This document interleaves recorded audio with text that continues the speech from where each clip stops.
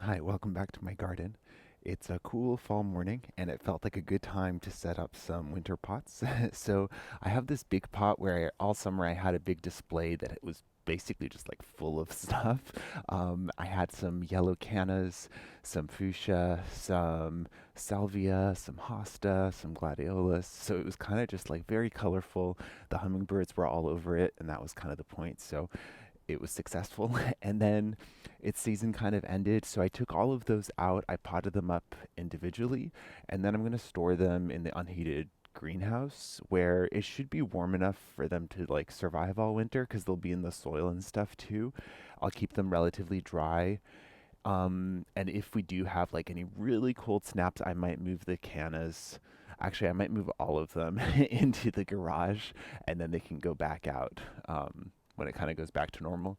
So I have this filled up about, I think, 2/3, and it's a mix that I mixed myself. It's like 50% our compost pile, and it's like the ready compost pile, and then 50% these kind of fir wood chips that are local, and they've been kind of composting themselves all summer. So it's very loose, and it's a little bit like forest floor vibes, which I think the plants that I'm putting in here will like. So I have the centerpiece is going to be this beautiful dead tree. So this is the top of my Ruby Falls redbud, the Cercis canadensis, and it basically snapped itself in hummingbirds. It snapped off in a wind and rainstorm, and which was pretty sad. But the structure was so beautiful that I held on to it because I wanted to use it for something, and I think this will be the perfect thing. So I won't put it in right now, but this will go right in the middle here, and I think in winter it'll just like look amazing. There's a slight kind of purpliness to the brown. I'm not sure if it'll show up on camera of the stems, so that will look really pretty, I think. And then as it collects like frost or even just like wet and dripping, I think it'll look really pretty. It also gives that kind of like bare Japanese maple vibes. And the good thing about using this is that it won't actually like I don't actually have to plant a big plant in here that then would have to compete with other things. Maybe it'd be planted too deep. So using like a stick or something that's dead, but you can't really tell, it just feels like it's in its winter mode, I think is awesome. So that's this guy. And then I have these three little trees. So if that guy was the thriller, then these guys I think are like the filler and maybe a little bit of spiller. So I chose three different colors so that they would complement each other well. This little juniper, it's called blue carpet juniper, and I don't know how much it will grow this winter, but I was thinking that if I plant it at a slight angle, it already looks like it's starting to dangle down a little bit. And then this one is, oh, the tag is missing. Well, I think it's some kind of a Hinoki cypress, and I'm not sure the exact name. I feel like there's one that's called like Gold Spray or something like that, and it might be that. So that's this guy. And then I also have this Euonymus, which is green spire. So it looks a little like a boxwood, and it kind of just grows tall. But I like that the baby leaves kind of complement the lighter growth on the little Hinoki as well. So the thought with these was three different colors of green so that it would just like look cool all winter. Um, and then slightly different like structures as well. This one's really upright and leafy, and then this one's more down. This one's kind of like just doing its own thing. And then I'm also going to build in some spring interest. So I have a few different bulbs to put in. So the first ones to bloom will be these ones, which don't look like much right now. These are little dwarf irises.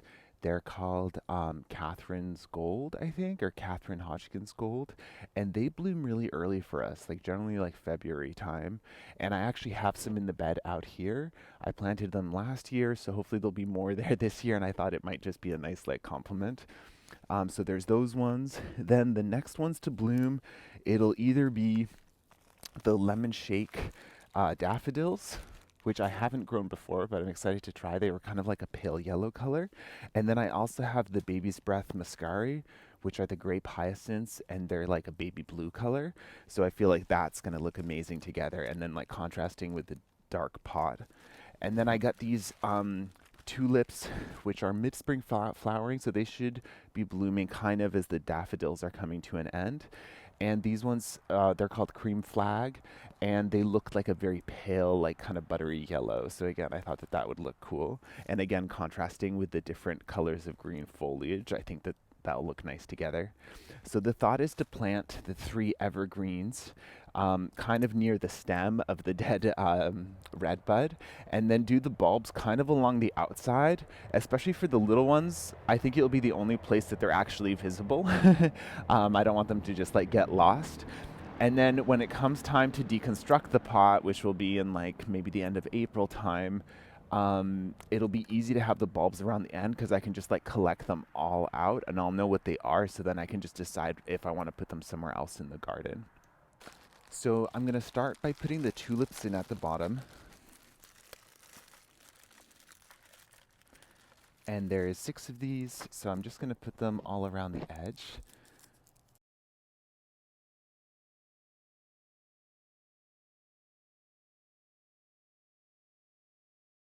Sweet. And then I'm going to put the daffodils in among them. It's always kind of weird when there's like a 5-pack of one thing and a 6-pack of another when they're the same brand. And these ones you can all put pretty close to each other. If you're planting them in the ground, you want to give them a little more space. But when they're in a pot, they can be like basically almost together, just not touching, and they'll still do fine. And I've like really packed pots in the back, like, 30 or 40 bulbs in one pot, and like seemingly most of them have come up. So I'm just going to leave those out so that I can still see where they are, and I'll start to position the evergreens. And I'm not too worried if one of the evergreens ends up being like slightly on top of one of the bulbs, because the bulbs can just work their way around it.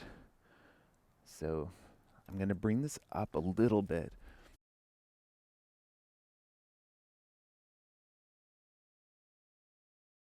And do it at a slight angle so that I can tilt this kind of where I want it to be. And because these aren't going to be in here for too long, like it's basically just a few months, the evergreens will like root out a little bit, but then when I dig them out, they'll just have like an even better root system that then I can repot somewhere else. And then I was thinking this one on this side. And this one can kind of just be more upright, but I want to make sure that they're all at roughly the same level. If there was one that was like, maybe the Juniper is the most drought tolerant and maybe needs the least water overall, I would say maybe I'd plant that one the highest up just to make sure that it never sits in water, but I think they'll be fine. And I like doing this because then when I go to plant these evergreens out in the landscape, they'll be just like that little bit bigger than if I had just like bought them in this size and then planted them out. So that's always a bonus because you get to enjoy it in the pot all winter, and then you get to enjoy it in the landscape.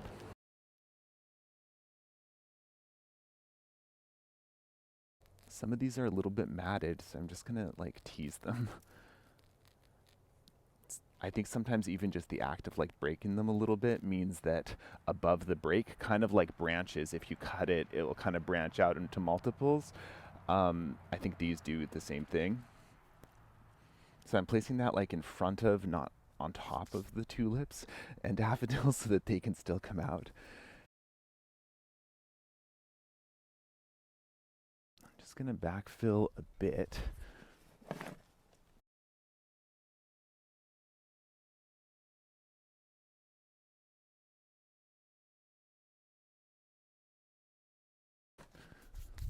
So normally I would have started with the centerpiece, but because the centerpiece doesn't have roots, it kind of needs these guys in to hold it in place.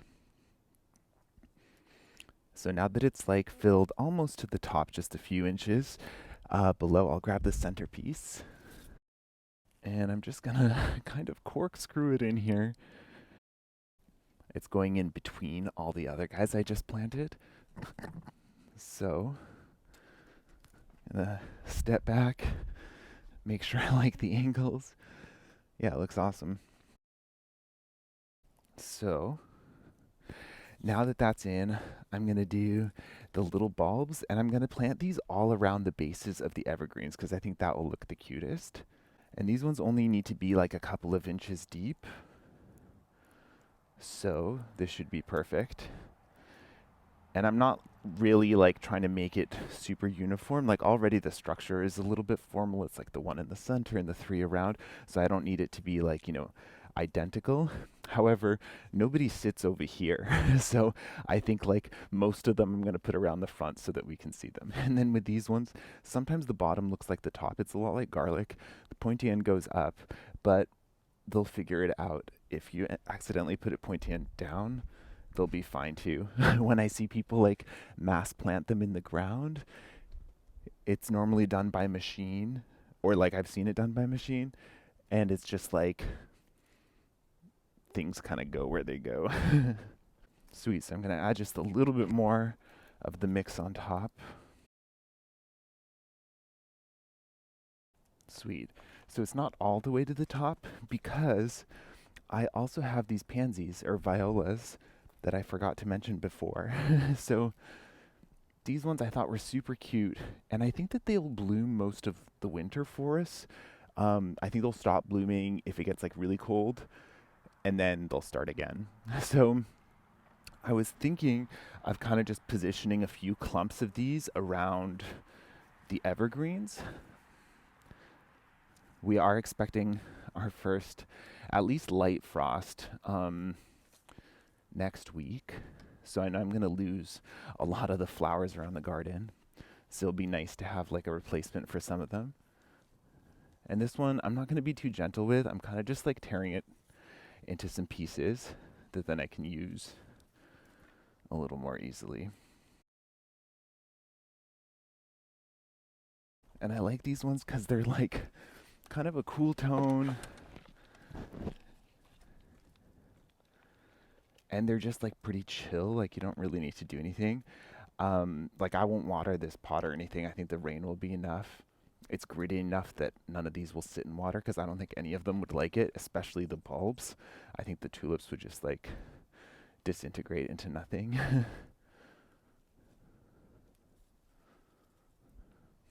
So for us, this pot should just like look great for the rest of fall and then all through the winter. In spring and like late winter, I guess the bulbs will start to come out. So it'll just like be changing the whole time.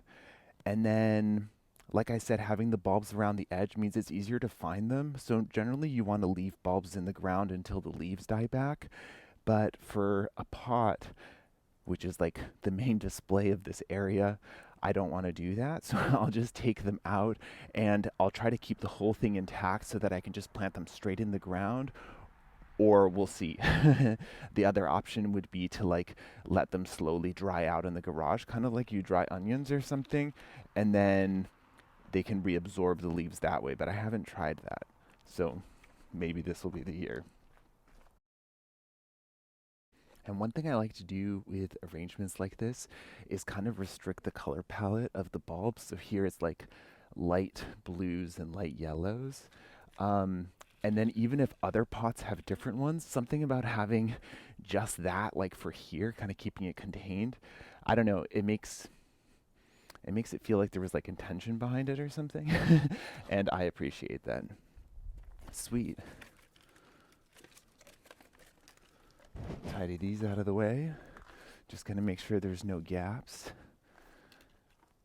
And we've had like quite a bit of rain recently, so all the soil mix that was in here is very moist. So I'm not actually gonna bother to water them. And we are expecting more rain too, so they'll be fine. But if we weren't expecting that, and if we hadn't had all this rain, then I would say give it some water. But you don't really even, like none of the evergreens need too much water this time of year because it's not that hot or sunny, at least here. Hmm. Well, there you go. So that's this all sorted for the next, like, I don't know, 5 months or so. We'll see if the violas end up dying back sooner, I might end up changing them out. But overall, I like how it looks, and I think it'll stay interesting for a while. And I feel like, I don't know, up here seems like a perch where the hummingbird might enjoy to hang out too. So, yeah, thanks for coming along. And we'll see. We may end up doing some more. I've been kind of slowly working through all my pots. This week I'm going to take apart the fall succulent display, or at least the really tender ones of the succulents will start coming inside. So I'll probably do some more spring bulb pots for there as well. So if you're feeling a little blue about the changing of the seasons, then making a pot like this can, add some cheer for the next 5 or so months until things start to grow again. So, yeah, thanks for coming along, and I'll catch you next time.